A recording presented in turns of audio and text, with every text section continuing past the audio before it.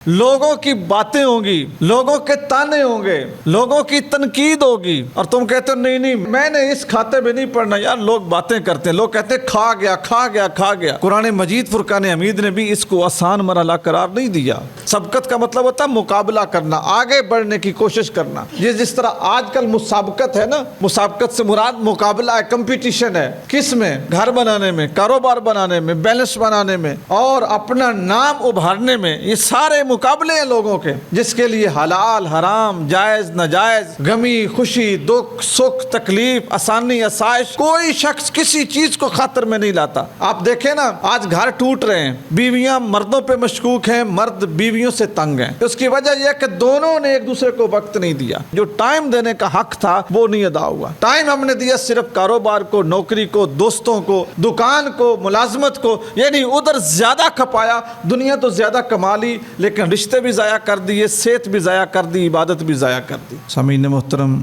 आज की इस नशिस्त में हम जिस उन्वान पे गुफ्तगू करेंगे, हुजूर सय्यद दो आलम सल्लल्लाहु अलैहि वसल्लम की शरीयत मुतहरा में यतीम बच्चों के जो हुकूक बयान हुए हैं उसके मुताल्लिक हम बात करेंगे। ये महीना हुजूर सय्यद दो आलम सल्लल्लाहु अलैहि वसल्लम की विलादत बाशहादत का महीना है और हुजूर सारे जहानों के लिए रहमत हैं, अल्लाह का करम और अल्लाह का इनाम है। जो यतीम हैं, यतीमों के साथ अच्छा सलूक, यतीमों के साथ मोहब्बत, शफकत और यतीमों के साथ नेक मामलात, इन सारी चीज़ों की हमारे नबी करीम सल्लल्लाहु अलैहि वसल्लम ने हमें तलकीन इरशाद फरमाई है। सबसे पहले ये समझना ज़रूरी है कि जो यतीम का लफ्ज़ बोला जाता है इससे क्या मुराद है। उसके बाद हम ये देखेंगे कुरान मजीद फुरकान हमीद ने यतीम से मुताल्लिक हमें क्या चीज़ें इरशाद फरमाई हैं और फिर आखिर में नबी पाक सल्लल्लाहु अलैहि वसल्लम की हदीस मुबारका और हुजूर का यतीमों से मुताल्लिक जो खुद अपना अमल था उसको हम सीखेंगे ताकि हम उसकी इत्तिबा कर सकें। पहले ये बात वाज़े करते हैं कि यतीम किसे कहते हैं। यतीम से मुराद वो नाबालिग बच्चा है जिसके माँ बाप या सिर्फ बाप वो फौत हो जाए और वो बच्चा अभी बालिग ना हुआ हो, जवान ना हुआ हो, बच्चा हो या बच्ची हो, जो बाप के साए से महरूम हो जाए उसे यतीम कहा जाता है। बाप के हवाले से ज़्यादा ताकीद इसलिए है कि बाप घर का कफील होता है। घर की जिम्मेदारी बाप के कांधों पे और उसके सर पे होती है। जिन घरों के सरबराह जिंदा हों, तंदुरुस्त हों और घर वालों की सरबराही कर रहे हों, वो घर सरसब्ज़ो शादाब होते हैं। और कितने ऐसे घर के जिनके सरबराह दुनिया से चले जाएं तो यतीम बच्चे अपनी ज़हानत के बावजूद, मेहनत के बावजूद, कोशिश के बावजूद ज़माने की दौड़ से बहुत पीछे रह जाते हैं, क्योंकि उन्हें समझाने वाला, सुलझाने वाला, उन्हें अच्छाई बुराई की तमीज़ कहने बताने वाला वो ज़ेरे ज़मीन जा चुका होता है और जो मुआशरा है, मुआशरा अपनी ज़िम्मेदारी महसूस नहीं करता। इसलिए इस्लाम ने और पैगम्बर अकरम सल्लल्लाहु अलैहि वसल्लम ने यतीम की इज़्ज़त, तकरीम, उसका ख्याल और उसकी निगहदाश्त, उसके ऊपर खुसूसी जोर दिया है। यतीम एक तो पूरे मुआशरे का बच्चा होता है। अल्लाह ताला हर बच्चे के माँ बाप को उस बच्चे की जवानी तक ज़िंदगी दे और वो अपने बच्चे की खुशियाँ देखें, लेकिन ये खुदा के फैसले हैं और हर शख्स की मौत का वक्त मुकर्रर है। अगर यतीम न हो तो शायद बच्चों को माँ बाप की इज़्ज़त और माँ बाप की ज़रूरत और माँ बाप की अहमियत का ये एहसास ना हो। हमेशा इंसान जिस चीज़ से महरूम होता है उसकी कदर ज़्यादा होती है। बीमार को तंदुरुस्ती की कदर ज़्यादा होती है, तंदुरुस्त को इतनी कदर नहीं होती। भूखे को खुराक की कदर ज़्यादा होती है। जिस बंदे का पेट भरा हुआ हो उसको इतनी रिज़्क की कदर नहीं होती। नंगे को लिबास की कदर ज़्यादा होती है और जिसकी अलमारी में कई सूट लगे हुए हों उसको लिबास की इतनी अहमियत का एहसास नहीं होता। इसी तरह जिसका माँ बाप न हो, कोई उस यतीम से पूछे कि माँ बाप की क्या इज्जत है, क्या एहतराम है, क्या ज़रूरत है, क्या अहमियत है। जिस शख्स के माँ बाप जिंदा हो उसको इस चीज़ का इतना एहसास और इदराक नहीं होता कि माँ बाप कितनी अहमियत रखते हैं। यतीम बच्चा सिर्फ अपने ख़ानदान के लिए नहीं, पूरे मुआशरे के लिए इम्तिहान होता है, रिश्तेदारों के लिए इम्तिहान होता है। जो साहिबाने खैर हैं, जिनको अल्लाह ताला ने वाफर रिस्क और अपने इनाम से नवाजा ہوتا ہے یتیم بچہ ان کے لیے آزمائش ہوتا ہے۔ قرآن مجید فرقان حمید نے یتیم کے مال سے متعلق ارشاد فرمایا کہ اے لوگو لا تاکلوا اموال الیتیم بالباطل، کہ دھوکے سے، فراڈ سے، جھوٹ سے، چوری سے، سینہ زوری سے، قبضے کے ذریعے کسی یتیم کے مال کو نہ کھاؤ۔ جب والدین فوت ہوتے ہیں تو اپنے بچوں کے لیے عموماً اثاثہ چھوڑ کے مرتے ہیں، کوئی نہ کوئی وہ کام کرتے ہوتے ہیں۔ جو سرکاری ملازمین ہیں ان کے بیوی بچوں کو پینشن ملتی ہے، اور جس وقت سرکاری ملازم اپنی ڈیوٹی کے دوران فوت ہوتا ہے اس وقت اس کی موت کے اوپر ان کو فنڈ ملتا ہے۔ اسی طرح اگر کوئی زمیندار ہے تو وہ زمین چھوڑ کے مرتا ہے، کوئی کاروباری ہے تو وہ کاروبار چھوڑ کے مرتا ہے۔ اب وہ حق تو اس کے بچوں کا ہوتا ہے۔ بسا اوقات چاچو کی شکل میں، ماموں کی صورت میں، یا اور کوئی نامی گرامی جو رشتہ دار ہیں ان کی صورت میں کچھ لوگ ایسے ہوتے ہیں کہ جو یتیم کے مال کو کفالت کے پردے میں ہڑپ کرنے کی کوشش کرتے ہیں۔ یعنی ان کے کہنے کا مطلب یہ ہوتا ہے کہ ہم اس بچے کو پڑھائیں گے، یہ تو ہمارا بچہ ہے، ہم اس بچے کو دھو دیں گے، یعنی اس کو اچھے کپڑے دیں گے، ہمارا بچہ ہے، ہم اس بچے کی حفاظت کریں گے، یعنی اس کو میڈیسن لے کے دیں گے، اس کا چیک اپ کروائیں گے، اس کا کھیل کود، اس کی ورزش، اس کی تعلیم ساری کوشش کریں گے، کیونکہ یہ ہمارا بچہ ہے۔ اور اس سارا ہمارا بچہ ہے، ہمارا بچہ ہے کہنے کے اندر ریزن کیا ہوتی ہے کہ جو اس کا باپ وراثت میں چھوڑ کے گیا ہے نا، کسی نہ کسی ہیلے سے، طریقے سے، ذریعے سے اس یتیم کے اس مال کو کھایا جائے۔ قرآن مجید فرقان حمید نے سختی کے ساتھ منع فرمایا کہ یتیم بچوں کا مال اس طرح باطل طریقے سے نہ کھاؤ۔ ان کی کفالت کے نام پہ، ان کی تعلیم کے نام پہ، ان کی تربیت کے نام پہ، ان کی نگہداشت کے نام پہ، ان کی میڈیسن کے نام پہ، ان کا گھر بنانے کے نام پہ، ہاں جو ان کی ضرورت ہو وہ ان پہ ضرور خرچ کرو۔ کئی دفعہ ایسا بھی دیکھا گیا ہے کہ یتیم بچے کے والدین اس کے لیے بڑا اثاثہ چھوڑ کے یا بڑی مال و دولت چھوڑ کے یا کاروبار یا زمینیں چھوڑ کے جاتے ہیں، تو لوگ ان کی زمینوں سے حاصل ہونے والی آمدن وہ بھی یتیموں پہ خرچ نہیں کرتے۔ یعنی جو قریبی رشتہ دار ہیں، جن کی ذمہ داری ہے، جن کی ڈیوٹی ہے، باہر سے تو کوئی بندہ اگر کوشش کرے گا تو لوگ ڈنڈے سوٹے نکال لیں گے، وہ کہیں گے ہم مر گئے ہیں جو تم آ گئے ہو، کیا ہم نہیں ہیں؟ تو جو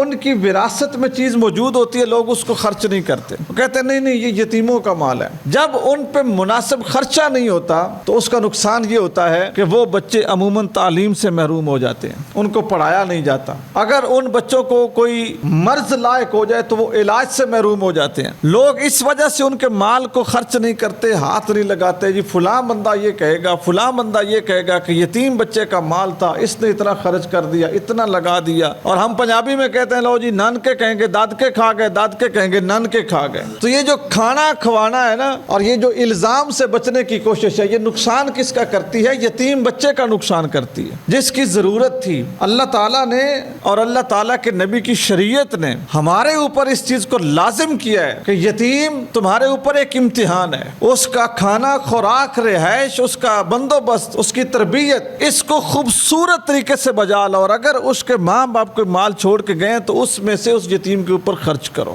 احتیاط اس میں ہے کہ اس بچے کو ضائع ہونے سے بچانے کے لیے اس کے ماں کا، اس کے باپ کا چھوڑا ہوا جو مال ہے نا، اس کو اس بچے پہ خرچ کیا جائے اور پوری ایمانت داری کے ساتھ خرچ کیا جائے۔ حالانکہ یہ جو خرچ ہے نا، اگر قرآن مجید فرقان حمید کو پڑھیں تو قرآن نے بذات خود کہا ہے کہ اس کام میں اترنا یہ آسان کام نہیں ہے۔ قرآن مجید فرقان حمید کے الفاظ ہیں کہ فک رقبۃ او اطعام فی یوم ذی مسغبہ، کہ اے لوگو تم کیوں نہیں اس گھاٹی میں اترے۔ گھاٹی کے الفاظ ہیں، ٹھیک ہے، گھاٹی کے کیوں نہیں اترے اس میں، یعنی کون سی گھاٹی؟ وہ گھاٹی کہ جس میں تم اترتے تو کسی یتیم کو کھانا دیتے، کسی غلام کو جس کی گردن قبضے میں تھی اس کو آزاد کرواتے، مسکیناً ذا متربہ، کسی خاک پہ لیٹے ہوئے گندے کپڑوں والے، خاک پہ سونے والے کسی مسکین کو کھانا دیتے۔ تم اس گھاٹی میں کیوں نہیں اترے؟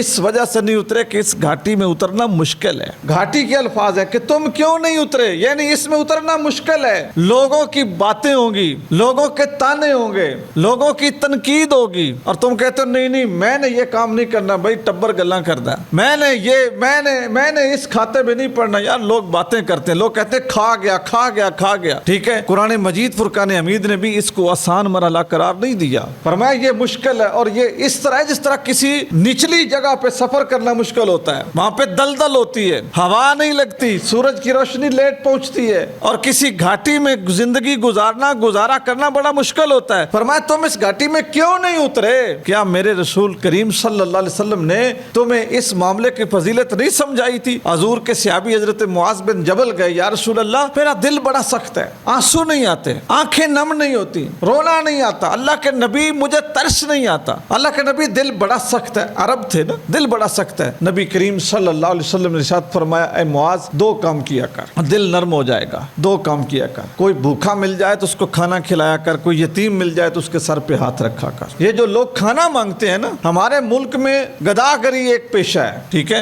लेकिन मैं एक बात आपको अर्ज कर दूं कि बसा औकात आपको बस स्टॉप पे, अड्डे पे, गली में कुछ लोग ऐसे मिल जाएंगे जो आपसे पैसे मांगेंगे और साथ ये लफ्ज बोलेंगे मैंने खाना खाना है। दोस्तों मेरी एक छोटी सी अर्ज है कि जब कोई खाना खाने की बात करे ना, थोड़ा सा वक्त दे दें, टाइम दे दें, अपना टाइम लगा दें थोड़ा सा इस खिदमत में। उस शख्स को या घर में बिठा लें, बैठक में बिठा लें, जहाँ आपके पास जगह है वहां पे बिठा लें, अगर आप बस स्टॉप पे उसको किसी होटल पे बिठा के उसको खाना खिला दें। मुमकिन है भूखा हो, अगर उसने कहा ना कि मुझे पैसे दे, मैंने खाना खाना है, पैसे ना दें, ये भी मुमकिन है कि पेशावर गदागर हो, उसको कहें तुमने खाना खाना है, उसको पकड़ लें और कोई खोखा, कोई होटल, कोई करीबी जो जगह है, खाने में क्या लगेगा, 2 रोटियां लगेंगी, 1 प्लेट सालन लगेगा, कोई बड़ी कीमत नहीं, लेकिन उसको खाना जरूर खिलाएं। अपने पास ये तबसरा ना कर देने नहीं ये पेशावर भिखारी हैं। हाँ, अगर आप खाना खिलाने के लिए कहें कि आओ मैं तुम्हें खाना खिलाता हूँ, फिर वो भाग जाए तो उसकी गोर गर्दन, क्योंकि अक्सर ऐसा होता है, कई लोग कहते हैं मैंने इधर जाना है, मेरी अभी जेब कट गई, पैसे चोरी हो गए, मुझे किराया दे दें, तो उसको बेशक बड़ी अच्छी बात है, उसको पकड़ के किसी कंडक्टर के पास ले जाएं, ड्राइवर के पास ले जाएं और कहें कि भैया ये 100 रुपया किराया है, जहां पे इसने जाना है वहां का, ये 150 जो भी किराया आपको दे रहा हूं, इसको पैसे नहीं देने, इसको बिठा लो और इसको वहां पे उतार दो, ऐन मुमकिन है आपको जरूरतमंद हो। कुरान मजीद फुरकान हमीद में सवाली के मुतल्लिक ये हुक्म है, अम्मा साइल फला तनहर, उसको झिड़को नहीं,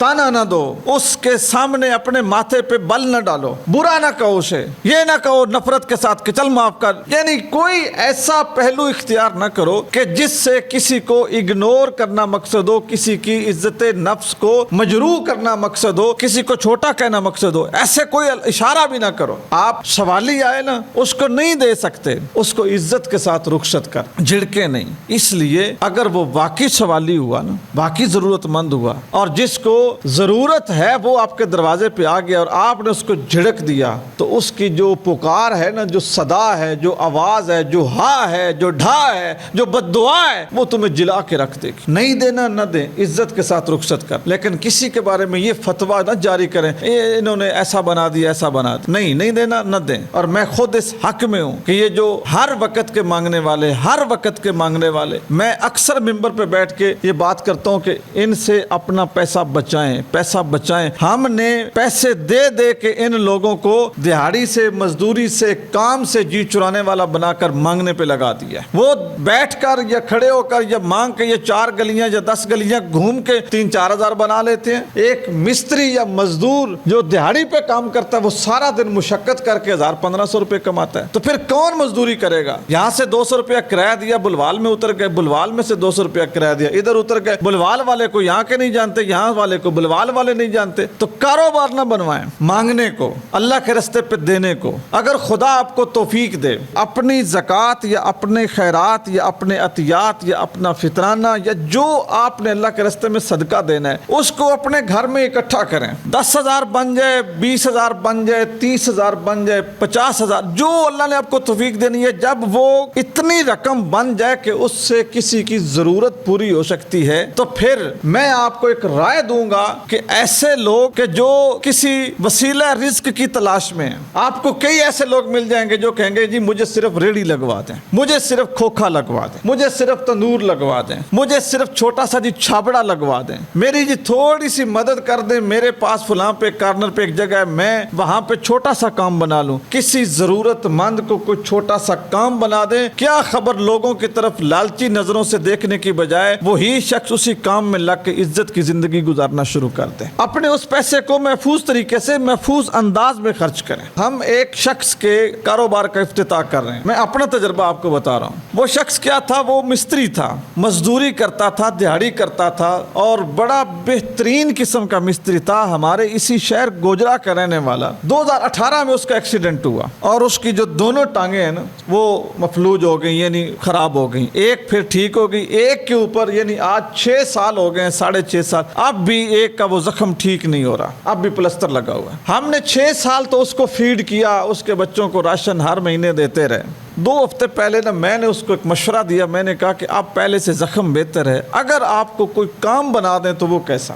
وہ شخص بڑا خوش ہوا، کیونکہ وہ عزت دار آدمی تھا، محنت کر کے کھاتا تھا، مزدوری کرتا تھا۔ حادثہ ہو گیا، موٹر سائیکل، وہ کہتا ہے کہ میں آ رہا تھا کام سے اور موٹر سائیکل والا آیا اور اس نے مجھے ٹھوک دیا۔ اور اکثر ہوتا بھی ایسا ہے، ہمارے جوان بچے جن کے پاس موٹر سائیکل آتی ہے وہ جس وقت نئی سمجھ سیکھتے ہیں اتنی سپیڈ سے دوڑاتے ہیں، انہیں کوئی غرض نہیں ہوتی کہ سامنے والے کو کیسے بچانا ہے، اور بن بھی لیں گے، اور پتہ نہیں کتنے معاملات آ گئے۔ اس بیچارے کو کسی نے لگایا، اس کا تھوڑی دیر کا شوق تھا، لیکن گھر کا ایک کفیل منجی پہ گر گیا، سربراہ چارپائی پہ گر گیا۔ اسی بات کو ٹینشن لے کے اس کی بیوی کو دماغ کا فالج ہو گیا، بچے ہیں تو وہ بیچارے رول گئے، جب ان کی فیس دینے کے لیے، کپڑے کے لیے، جوتے کے لیے کچھ نہیں ہوگا۔ بڑا بیٹا اس کا 7ویں کلاس میں پڑھتا ہے اور بڑا تندرست بچہ ہونے کے باوجود بیچارہ کوئی پرفارم نہیں کر پاتا۔ تو میں نے اس سے عرض کی، میں نے کہا کہ بھیا اگر آپ کو کام بنا دیں تو وہ کیسا؟ بڑا خوش ہوا، کہتا ہے سر جی آپ بنا دیں تو بڑی بات۔ تو میں نے کچھ تھوڑی بہت کوشش کر کے دوستوں سے کہہ کے نا مین سرگودا روڈ کے اوپر اس کا ایک بہترین قسم کا ہم نے کھوکھا تیار کروایا، اس کو رنگ شنگ کروایا، ہم اس میں کچھ سامان ڈال کے نا اس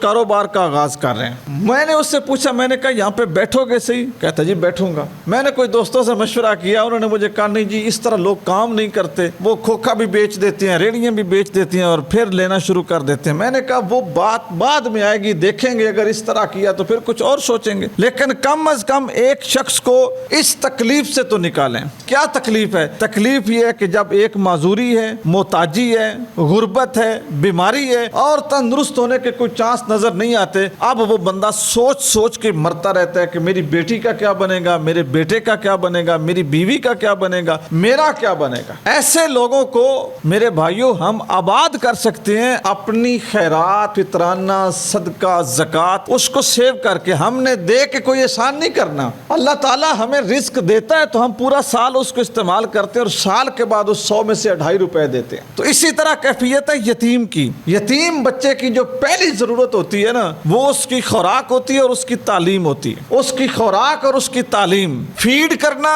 اور ایجوکیٹ کرنا، یہ اس کی پہلی ضرورت ہے۔ ہمارے ہاں یتیم سب سے پہلے ان چیزوں سے محروم ہوتا ہے۔ تعلیم اس کو اس لیے نہیں دی جاتی کہ یہ کیسے پڑھے گا، کیسے جائے گا، کیا کرے گا، اور خوراک اس کو اچھی اس وجہ سے نہیں ملتی کہ اس کا باپ دنیا سے رخصت ہو جاتا ہے۔ نبی رحمت صلی اللہ علیہ وآلہ وسلم اصحاب کے درمیان تشریف فرما تھے تو صحابہ کرام کو حضور کئی چیزیں سمجھا رہے تھے، نماز کے متعلق، روزے کے متعلق، صدقے کے متعلق، حج کے متعلق، یعنی دین کی بنیادی چیزیں حضور سکھا رہے تھے۔ تو نبی کریم صلی اللہ علیہ وآلہ وسلم نے اپنے صحابہ سے فرمایا، میرے صحابہ یہ ساری چیزیں جو میں نے آپ کو بتائی ہیں یہ اللہ کی عبادت ہیں، اب تمہیں بتاؤں کہ اللہ کی خوشی کس میں ہے، اللہ کی خوشنودی کس میں ہے، کیا کام کرو گے کہ اللہ بھی تم سے محبت کرے۔ تو صحابہ جو طالب دیدار تھے، طالبان علم تھے، جو سیکھنے کے لیے بیٹھے ہوئے تھے، عرض کی رسول اللہ ضرور ارشاد فرمائی۔ نبی رحمت صلی اللہ علیہ وسلم نے ارشاد فرمایا یتیم بچوں کو کھانا کھلانا، اور یتیم کی جو دل جوئی ہے اس کا رسول اللہ اتنا خیال رکھتے تھے۔ ایک مرتبہ ایک شخص حضور کی بارگاہ میں آیا اور اس نے عرض کی، یہ مدنی زندگی کا واقعہ ہے، اس نے آ کے عرض کی اللہ کے رسول میرا بیٹا گم ہو گیا، بیٹا نہیں مل رہا۔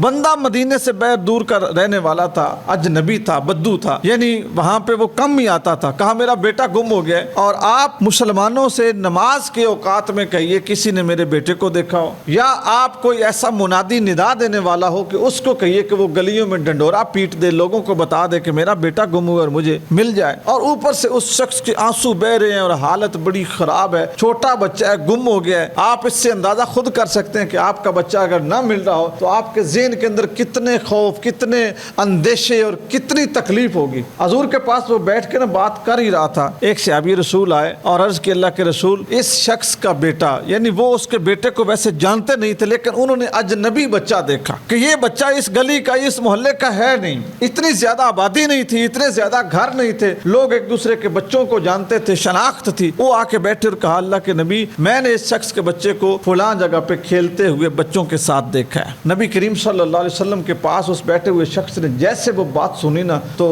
اٹھ کے دوڑا، بڑی سپیڈ کے ساتھ اٹھا، دوڑنے لگا، جانے لگا تو حضور نے اس کا دامن پکڑ لیا۔ اس کی قمیض، دامن، اس کا جبہ، جو لباس حضور نے وہ پکڑا اور اس کو روکا، اور روک کے فرمایا جب تم اپنے بچے کو ملو نا تو زیادہ پیار نہ کرنا، اپنے بچے سے زیادہ پیار نہ کرنا، زیادہ جذبات کے ساتھ جپھی نہ لگانا۔ بندہ بڑا حیران ہوا کہ میرا بچہ ہے، اگر مجھے مل گیا تو میں کیوں نہ پیار کروں اور کیوں نہ چوموں اسے اور کیوں نہ زور کی جپھی لگاؤں، اپنی اداسی اور اپنا ادھر کیوں نہ اتاروں۔ اب وہ شخص نا حیران ہو کے حضور کو دیکھنے لگا تو نبی پاک صلی اللہ علیہ وسلم نے فرمایا کہ یہ جس جگہ کی نشاندہی کر رہا ہے نا شخص کہ وہاں پہ میں نے اس بچے کو بچوں کے ساتھ کھیلتے دیکھا ہے۔ حضور نے فرمایا وہاں پہ کئی گھر ایسے اصحاب کے ہیں کہ جو شہید ہو گئے جنگ بدر میں اور جنگ احد میں، ان کے بچے بھی وہاں پر ہیں، چونکہ دونوں جنگوں میں صرف 2 سال کا فاصلہ تھا، وہ وہاں پہ شہید ہو گئے ہیں، ان کے بچے بھی وہاں پہ کھیلتے ہیں۔ جس وقت ایک باپ کے روپ میں تم اپنے بچے کو زور کے ساتھ اپنے کلاوے میں لوگے نا تو وہ جو یتیم بچے ہیں نا ان کے دل میں یاد اپنے باپ کی اور زیادہ آئے گی، ممکن ہے وہ روئیں، ممکن ہے وہ ترسیں، ممکن ہے کہ وہ اپنے باپ کے ملنے کی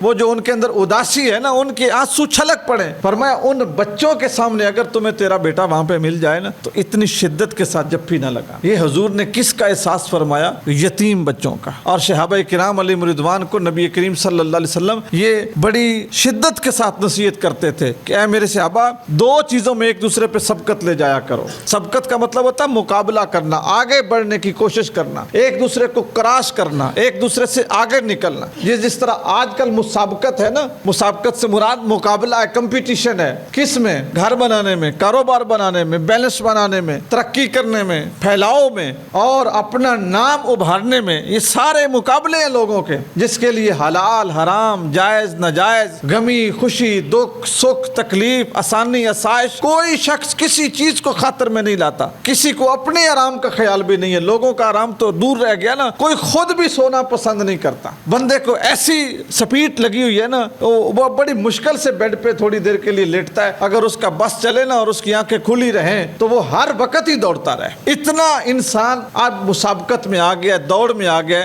دنیا میں آگے نکلنے میں۔ اصحاب رسول کی رسول اللہ نے یہ تربیت نہیں کی تھی، وہ کام ضرور کرتے تھے لیکن کام کو اوقات میں تقسیم کیا ہوا تھا۔ اتنا وقت کام کرنا ہے، اتنا وقت بیوی بچوں کو دینا ہے اور اتنا وقت اللہ کی عبادت کو دینا ہے، یہ تقسیم کیا ہوا تھا۔ اور یہ سب سے خوبصورت نظام الاوقات ہے اسلام کے اندر۔ آپ دیکھیں نا آج گھر ٹوٹ رہے ہیں، بیویاں مردوں پہ مشکوک ہیں، مرد بیویوں سے تنگ ہیں، بیویوں کے متعلق اچھی رائے نہیں رکھتے۔ اس کی وجہ یہ ہے کہ دونوں نے ایک دوسرے کو وقت نہیں دیا۔ اولادیں باغی ہوگی، اولادیں کہنے میں نہیں آتی، باپ سے ہٹ کے، چاچو سے ہٹ کے، ماموں سے ہٹ کے، بڑے بھائی سے ہٹ کے اور لوگوں سے یاریاں دوستیاں، اپنے خاندان میں وہ قربت نہیں بنی۔ اس کی وجہ صرف اور صرف یہ کہ جو ٹائم دینے کا حق تھا وہ نہیں ادا ہوا۔ ٹائم ہم نے دیا صرف کاروبار کو، نوکری کو، دوستوں کو، دکان کو، ملازمت کو، یعنی ادھر زیادہ کھپایا، دنیا تو زیادہ کما لی لیکن رشتے بھی ضائع کر دیے، صحت بھی ضائع کر دی، عبادت بھی ضائع کر دی۔ تو صحابہ کرام کے یہ نظام الاوقات نہیں تھے، تو حضور ان کو جو مسابقت سکھاتے نا مقابلہ کرنے میں، وہ 2 چیزوں میں سکھاتے تھے۔ نبی کریم صلی اللہ علیہ وسلم ارشاد فرماتے میرے صحابہ ایک دوسرے سے سبقت لے جانے کی کوشش کرو۔ کس میں؟ نمبر 1 غلام آزاد کرنے میں، نمبر 2 یتیم کی کفالت کرنے میں۔ جہاں پہ تمہیں کوئی غلام ملے جو اپنے آپ کو آزاد نہیں کروا سکتا، اس کے پیسے دے دو، اس کے آقا کی مدد کرو، اس کا ترلا کرو، سفارش کرو اور اس انسان کو آزاد کرو، اس میں مقابلہ کیا کرو۔ اور پھر صحابہ ایک دوسرے کو بتاتے تھے کہ اس ہفتے میں نے اتنے غلام آزاد کیے۔ حضرت عثمان بن عفان رضی اللہ تعالیٰ عنہ بڑے فخر سے یہ بات کہتے تھے، بڑے فخر کے ساتھ کہتے تھے جب سے میں نے رسول اللہ صلی اللہ علیہ وسلم کا کلمہ پڑھا ہے، جب سے، یہ نہیں کہ انہوں نے بڑا لیٹ پڑھا تھا، اسلام میں 4تھے مسلمان ہیں۔ پہلے مردوں میں حضرت ابوبکر صدیق ہیں، عورتوں میں حضرت خدیجہ الکبریٰ ہیں، بچوں میں حضرت علی المرتضیٰ ہیں، غلاموں میں زید بن حارثہ ہیں، اور اس کے بعد اگلا نمبر حضرت عثمان بن عفان کا اولین مسلمان، پہلے مسلمانوں میں سے۔ فرماتے جب سے نبی کریم صلی اللہ علیہ وسلم کا میں نے کلمہ پڑھا ہے، اللہ نے مجھے اسلام کی دولت دی ہے، آج تک میں نے ایک بھی جمعہ کی نماز اس وقت تک نہیں پڑھی جب تک میں نے ایک غلام خرید کے آزاد نہیں کیا۔ سادہ لفظوں میں غلام کو خرید کے آزاد کرنے کا مطلب کیا ہے؟ کسی مجبور کی زندگی کو آسان کرتے۔ تو حضور ان 2 چیزوں میں جو مقابلہ تھا نا اس کی تلقین فرماتے صحابہ کرام کو، ایک غلاموں کو آزاد کرنے میں کہ لوگوں کی زندگیوں کو آسان کرو، اور دوسرا یتیم کی کفالت کرنے میں۔ حضرت عائشہ صدیقہ رضی اللہ تعالیٰ عنہ آپ نے حضور کے سامنے ایک اپنا مشاہدہ بیان کیا، اللہ کے رسول آج میرے ساتھ ایک واقعہ ہوا ہے۔ پوچھا عائشہ کیا ہوا ہے؟ کہا یا رسول اللہ گھر میں صرف ایک کھجور تھی، صرف ایک کھجور۔ ایک سوالی عورت آئی ہے، اس نے کھانے کو مانگا ہے، جس طرح میں نے پہلے کہا نا، جب کوئی کھانے کی بات کرے نا، گھر میں تھوڑا یا زیادہ ہے اس کو کھانا ضرور کھلاؤ. ہاں پیسے ذہن نہیں مطمئن ہوتا نہ دیں، کھانا ضرور کھلاؤ، ممکن ہے بھوکا ہو. کہتے ہیں اس نے کھانے کی بات کی، اللہ کے نبی صرف ایک کھجور تھی، صرف ایک کھجور، تو میں نے وہ چھپائی نہیں ہے. میں نے کہا کہ اس کو زیادہ ضرورت ہے، اس کو دے دوں. اور یہ جو ہے نا اپنی ضرورت رکھ کر ضرورت مند کی ضرورت پوری کرنا، اپنی ضرورت رکھ کر ضرورت مند کی ضرورت کو پورا کرنا. قرآن مجید فرقان حمید میں یہ مسلمانوں کی اور اہل ایمان کی شان کے طور پہ بیان ہوا ہے کہ وہ ایسے مومن ہیں جو خود ضرورت مند ہیں، لیکن جب کوئی بھوکا آتا ہے تو اس کو کھانا کھلاتے ہیں، جب کوئی پیاسا آتا ہے تو اس کو پانی پلاتے ہیں. اپنی انہیں ضرورت ہوتی ہے، اپنی ضرورت پوری کر کے پھر اگلے کی ضرورت پوری کرنا، یہ بڑی اچھی بات ہے. لیکن کمال یہ ہے کہ انسان خود پیاسا رہ کے دوسرے کی پیاس بجھا دے، خود بھوکا رہ کے دوسرے کی بھوک ختم کر دے، خود لباس کمزور سا پہن کے دوسرے کو اچھا لباس پہنا دے. حضرت عائشہ صدیقہ کہتے ہیں اللہ کے نبی صرف ایک کھجور تھی. حضور نے فرمایا پھر کیا ہوا؟ اللہ کے رسول میں نے وہ اس عورت کو کھجور دے دی تو اس کے ساتھ دو بچیاں تھیں، دو بچیاں، ایک اس کے دائیں طرف کھڑی تھی، ایک اس کے بائیں طرف کھڑی تھی. اصل میں حضرت عائشہ صدیقہ ایک ماں کی جو محبت ہے نا اس کو بیان کر رہی تھی حضور کے سامنے بیٹھ کے. یا رسول اللہ، اس عورت نے اس کھجور کو خود نہیں کھایا، بھوک تو اسے بھی تھی نا. اگر بچیاں بھوکی تھی تو یہ تو نہیں کہ ماں نے کھا لیا، اگر بچیوں کو نہیں دیا تو سوال ہی نہیں پیدا ہوتا. ماں تو خود بھوک برداشت کرتی ہے اور اپنی اولاد کی بھوک جو ہے نا اس کو نہیں دیکھ سکتی. کہا اللہ کے نبی اس نے کھجور پکڑی، اس کو چیرا، گھٹک نکالی، آدھی کھجور دائیں بچی کو دے دی، آدھی بائیں بچی کو دے دی. اللہ کے نبی میں اپنی آنکھوں سے دیکھ رہی تھی، حضور سن رہے تھے. اور پھر حضور نے حضرت عائشہ صدیقہ سے کیا فرمایا؟ فرمایا عائشہ گواہ ہو جاؤ، وہ شخص جس کو اللہ تعالیٰ نے بیٹیوں سے آزمایا، کیونکہ ان بچیوں کا باپ تھا نہیں، فوت ہو گیا تھا، اس لیے وہ عورت مجبور ہو گئی تھی کہ مانگ کے تو ان کی خوراک پوری کرے. تو یہ یتیموں کے حق میں بھی حدیث رسول ہے، لیکن وہاں پہ حضور نے بچیوں کی بات فرمائی. فرمایا اللہ تعالیٰ نے جس شخص کو آزمایا بیٹیاں دے کر، اور اس شخص نے ان بیٹیوں کی کفالت یعنی خوراک، رہائش، دوائی، ٹھیک ہے، علاج، معالجہ، یہ ہوتی ہے کفالت. فرمایا ان کی اچھی کفالت کی، اچھی تعلیم دی، اچھی تربیت کی. پھر فرمایا ان کو عزت کے ساتھ رخصت کیا، کسی اچھے انسان کے ساتھ اچھی جگہ پہ ان کا رشتہ کیا. حضرت عائشہ فرماتی ہیں حضور نے اپنی یہ جو ہاتھ ہے نا ان کی دونوں انگلیوں کو اس طرح حضور نے ملایا اور اشارہ کیا میری طرف، مجھے دکھاتے ہوئے کہا عائشہ جس طرح میری یہ دو انگلیاں اکٹھی ہیں نا، اپنی بچیوں کے ساتھ محبت کرنے والا، کفالت کرنے والا، اچھی جگہ نکاح کرنے والا، تعلیم تربیت دینے والا، قیامت کے دن میرے ساتھ اس طرح ہوگا جس طرح میری یہ دو انگلیاں ہیں. تو عزیزان گرامی، ہم نے یہ پورا مہینہ حضور کے میلاد کی محفلیں سنی، بڑی بڑی دور سے علماء کرام ہماری مساجد میں آتے رہے اور ہم نے بہت کچھ سنا. اور میں اکثر یہ بات کرتا ہوں کہ سننا سنانا بہت اچھا عمل ہے، لیکن اس کا مزہ تب ہے کہ جب حضور کی سیرت ہمارے رویے سے نظر آئے، ہمارے کردار سے نظر آئے، حضور کا اخلاق ہمارے اخلاق سے نظر آئے، حضور کی محبت ہمارے لب و لہجے سے نظر آئے، اور جو نبی کریم صلی اللہ علیہ وسلم کا رستہ ہے وہ ہمارے چلنے سے، ہمارے رستے سے نظر آئے. پھر تو ہم یہ کلیم کر سکتے ہیں کہ ہم اللہ کے نبی سے محبت کرتے ہیں. ادروائز یہ سیلیبریشن ہے، اظہار ہے، فلاں نے جھڑیاں لگا دی ہیں تو وہ بڑا عاشق ہے، فلاں نے نہیں لگائیں تو وہ چھوٹا عاشق ہے، فلاں نے بتیاں لگا دی ہیں تو وہ بڑا عاشق ہے، فلاں نے نہیں لگائیں تو وہ منکر ہے. دوسری صورت میں یہی ہوگا، نہ لگانے والا کوئی یہ عشق کا اظہار ہے اور نہ لگانے والا کوئی نفرت کا اظہار ہے. یہ تو ہے صرف ایک محبت، آپ لگاتے ہیں پھر بھی ٹھیک ہے، نہیں لگاتے پھر بھی ٹھیک ہے. اصل چیز تو یہ ہے لقد کان لکم فی رسول اللہ اسوۃ حسنہ، نبی کی زندگی تمہارے لیے بہترین نمونہ ہے. اگر وہ زندگی ہمارے اندر نظر نہ آئے تو صرف بتیاں لگانا، صرف جھنڈے لگانا، صرف محفل کرنا، صرف لنگر بنانا، پکانا، کھلانا، اس کا تقاضا اسلام نے نہیں کیا. اللہ تعالی ہمیں اپنے رسول پاک صلی اللہ علیہ وسلم کی کامل سچی محبت نصیب فرمائے. آمین. وما علینا الا البلاغ.